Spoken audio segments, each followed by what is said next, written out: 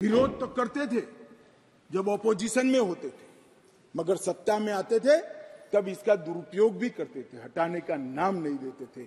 शासन की टीका तो कोई भी कर सकता है, किसी को भी करने का अधिकार है। इसके लिए इस देश में अब किसी को जेल में नहीं जाना पड़ेगा, चाहे हमारा शासन।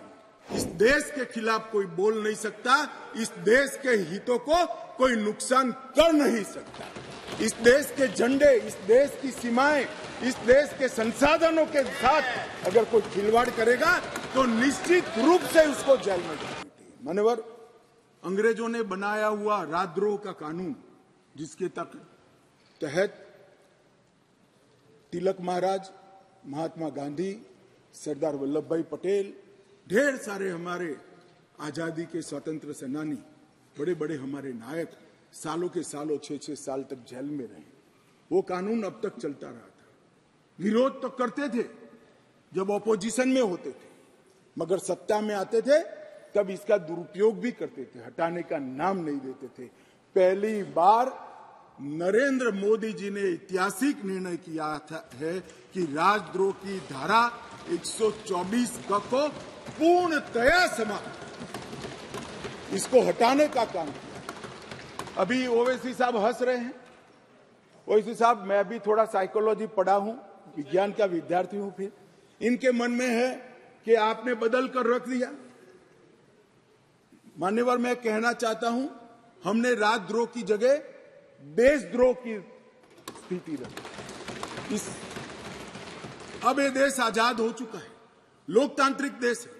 शासन की टीका तो कोई भी कर सकता है, किसी को भी करने का अधिकार है। इसके लिए इस देश में अब किसी को जेल में नहीं जाना पड़ेगा, चाहे हमारा शासन।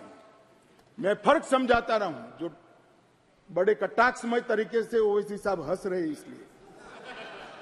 मगर इस देश के खिलाफ कोई बोल नहीं सकता, इस देश के हितों को कोई नुकसान कर नहीं सकता।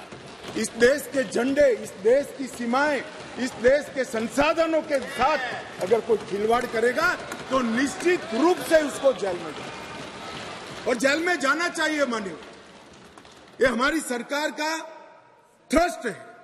इस देश की सुरक्षा किसी भी की सुरक्षा से सबसे ऊपर होनी चाहिए, सुप्रीम होनी चाहिए, सबसे पहले राष्ट्रपति। इसलिए जो लोग राजद्रोह हटाकर हम देशद्रोह की धारा लाए हैं, इनको अपने विचारों के कपड़े पहनाने का प्रयास करते हैं। इसलिए मैं इस पर डिटेल में बात करता हूं। मान्यवर, आईपीसी 124C, उसमें शब्द प्रयोग था सरकार के खिलाफ की गई बात। मेरी बात ध्यान से सभी सदस्य सुने। अंग्रेजों ने बनाए हुए कानून में लिखा था 124C, सरकार के खिलाफ की गई बात। बीएनएस धारा 152 जो इसकी जगह आई है, भारत की संप्रभुता, एकता और अखंडता को तोड़ने वालों पर इस धारा का उपयोग है। वहां सरकार शब्द प्रयोग है, यहां देश है, भारत शब्द प्रयोग है। आईपीसी में आसन या प्रयोजन की बात नहीं की थी। किस उद्देश्य से आप बोलते हैं, किस उद्देश्य से करते हैं, इसकी बात ही नहीं की। करना ही काफी है। हमने इसमें देशद्रोह की डेफिनेशन में आशय की बात करी है। उसका उद्देश्य क्या है, उसका आशय क्या है, इसका महत्व है। अगर उद्देश्य देशद्रोह का है तो इसको कठोर से कठोर दंड मिलना चाहिए, और उद्देश्य अगर शासन का विरोध करना है तो उसको दंड नहीं मिलना चाहिए। उसको वाणी स्वतंत्रता का अधिकार है। अब घृणा और अवमानना, शासन की अवमानना, शासन की घृणा करना, तिरस्कार करना, इसको हटाकर हमने शब्द प्रयोग क्या किया है, सशस्त्र विद्रोह, विध्वंसक गतिविधियां और अलगाववादी गतिविधियां शब्द प्रयोग। और अगर कोई कहता है सशस्त्र विद्रोह, बम धमाके, गोलीबारी और विध्वंसक प्रवृत्ति करने के बाद भी कोई जेल में नहीं जाना चाहिए, तो मैं इस विचार से इत्तेफाक नहीं रखता हूं। ये जेल में जाने ही चाहिए, सजा होनी ही चाहिए। इस देश में किसी को यह अधिकार नहीं मिलता।